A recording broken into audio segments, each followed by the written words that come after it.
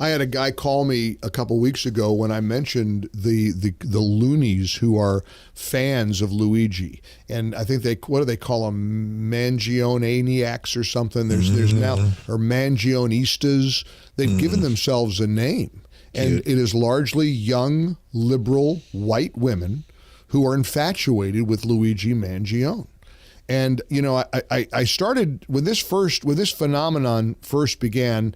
I chalked it off to, he's a good-looking guy, right? He's a handsome kid, and maybe, there are twisted, depraved young women who just like bad boys who are handsome, and they fantasize about having a boyfriend who might be this good-looking young guy, and but it's deep. It's way beyond that. It's not just his looks. It's what he did. And I had a call a couple of weeks ago. I'll never forget this. A caller by the name of Sam. And he said, well, what would you have Luigi Mangione do? The healthcare insurance industry is so corrupt and so awful and wicked. And I tried to say to the guy, look, we can debate all day long the merits or the failings of the healthcare insurance industry. Absolutely. People get denied coverage who shouldn't be denied coverage. Everybody's got a horror story about their insurance, their insurer, for healthcare.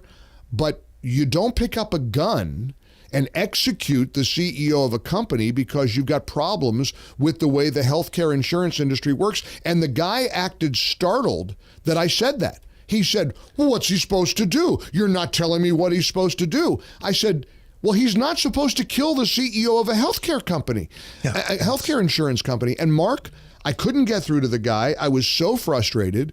But this is the mindset of a lot of people who I think fail to even absorb the enormity of a young husband and a father of a couple of teenage kids gets slaughtered walking down 6th Avenue in front of the Sheraton Hotel in New York City, and they think that's okay.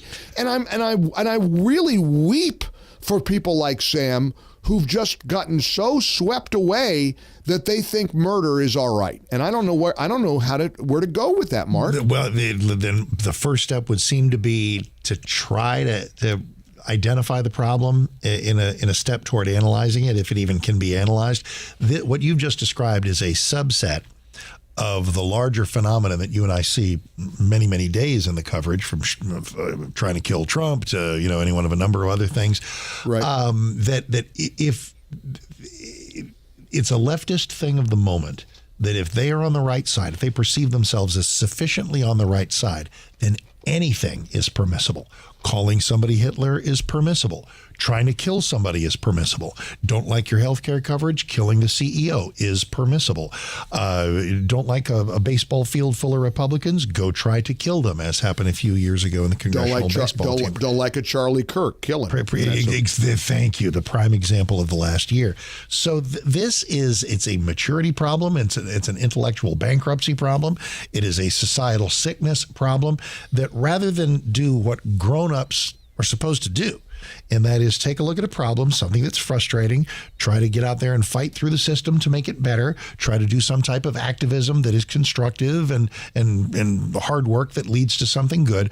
That's too many syllables. That's too much heavy lifting. Instead, let's go kill people. Let's go ruin people's lives. Let's go immediately press the savagery button because evil, as we will discuss further, evil exists. It can tug at us at all times. Just the instinct to do, whether it's a bad thing like shoplift or a really bad thing like cheat on your spouse or a really bad thing like kill or rape somebody, evil does exist, and these folks are willing to surrender to their evil instincts if it satisfies some social or political goal they have. For full shows, live and on demand, it's Salem News Channel.